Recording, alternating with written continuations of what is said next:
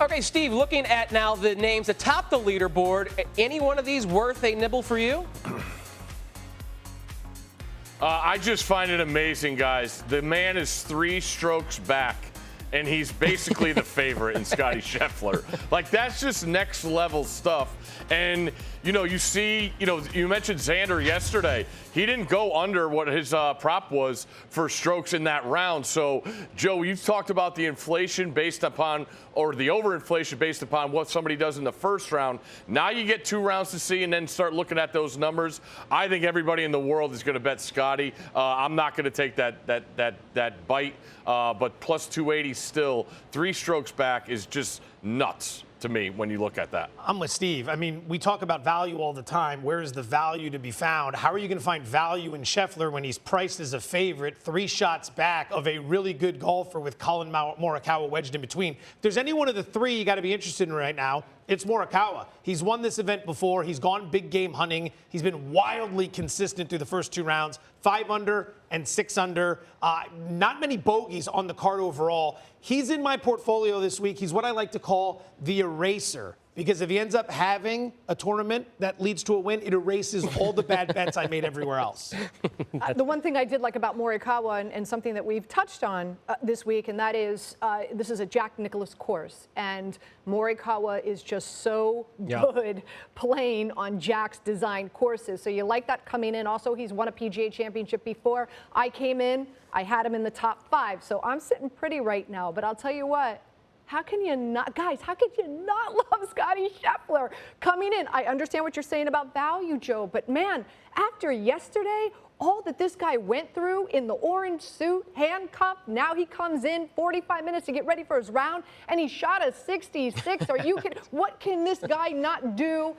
And still wanting to get that Grand Slam this year. He's already got the Masters in his bag, no pun intended. If he wins this, 2 more after that. I went to the window with that, by the way. I got it at 80-1. This guy's dialed in. I'm on Scottie. I'm with you there, taking away just betting odds and trying to correctly predict who wins. Scheffler, after what he did yesterday, to me, it's like he's got to appear like Jason Voorhees to the rest of the tournament contenders there, because you just can't kill this guy. He is unbelievable after what happened yesterday. Michael Collins, hop back in here, because there is something Scottie is dealing with today that is different than rounds 1 and 2. I will say, though, with the fog delay and the way that the fog was, Scottie Scheffler does now seem like he's got maybe a little Michael Myers in him, a little Halloween with that fog lifting. You hear the cha-cha-cha. The one thing that we're going to have to keep an eye on today, and you wonder, after everything Scottie Scheffler went through, how great of a night of sleep did he get last night? I mean, that might be one of the only things if he didn't get a great night's sleep. But I'm thinking that he probably got a great night's sleep after the adrenaline crash that happened. But that's one of the things we have to keep an eye on, is that adrenaline crash. After everything that happened yesterday, that adrenaline crash is a real thing, especially for golfers on a very soft golf course. And, oh, let's not forget, he will not have his regular caddy, Ted Scott, on the bag.